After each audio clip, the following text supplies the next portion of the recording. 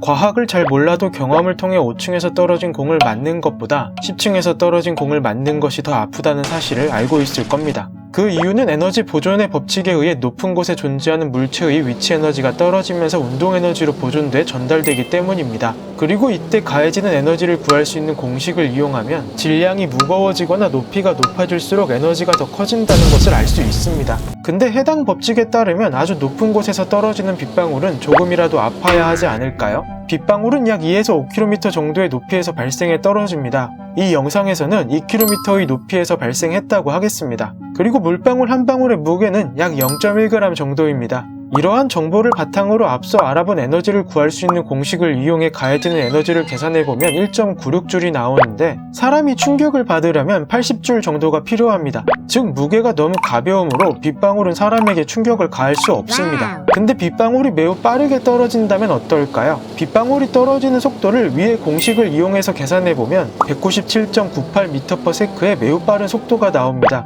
하지만 직접 맞아보면 빗방울은 아프지 않습니다. 사실 위 공식은 진공 상태라는 기본 설정이 되어 있습니다. 즉 공기 저항을 무시하는 것으로 공기 저항이 있는 상태에서 빗방울이 떨어지는 속도를 계산하기 위해서는 위의 공식을 이용해야 합니다. 해당 공식으로 계산해보면 빗방울은 대략 9에서 10m/s의 속도로 떨어지는데 처음에 계산한 것보다 많이 느립니다. 그 이유는 저항력을 발생시키는 유체 속에서 낙하하는 물체가 다다를 수 있는 최종 속도인 종단 속도 때문입니다. 그리고 빗방울은 내려오면서 공기 저항에 의한 마찰열로 계속 쪼개지므로 우리가 실제 맞는 빗방울의 지름은 약 0.5mm에서 4mm 정도라고 합니다. 덕분에 우리는 아주 높은 곳에서 떨어지는 빗방울을 맞아도 아프지 않습니다. 그렇다면 사람이 아닌 곤충은 어떨까요? 모기를 생각해보면 빗방울이 10m/s의 속도로 떨어져도 위협적일 겁니다. 하지만 다행히 모기는 괜찮습니다. 왜냐하면 모기는 물에 잘 젖지 않는 단단한 외골격을 가졌고 무게가 가볍기 때문입니다. 충격이라는 게 가해져야 전달할 수 있는데 모기의 질량은 너무 가벼워서 빗방울이 모기를 없는 존재로 취급해버립니다. 쉽게 이해하려면 우리가 풍선을 던져서 때리는 모습을 생각하면 됩니다. 풍선을 잡고 때리면 쉽게 터뜨릴 수 있어도 풍선을 하늘 위로 던진 다음에 때리면 터지지 않고 그냥 튕겨서 날아가 버립니다.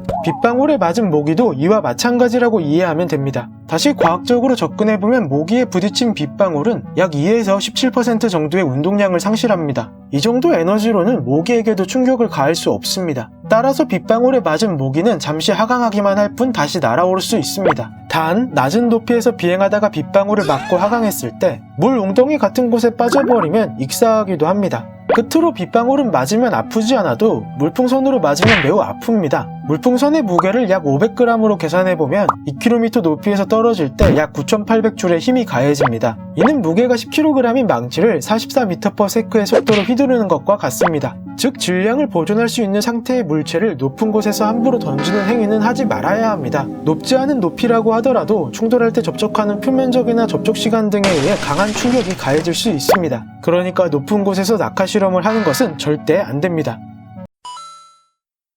사서에서 물어보지 못했지만 궁금했던 이야기, 오늘의 사물궁이는 여기까지입니다. 재밌게 보셨다면 구독과 좋아요 부탁드립니다. 주제 제보가 하고 싶으신 분은 채널 아래에 제보 링크가 있으니 참고하길 바랍니다.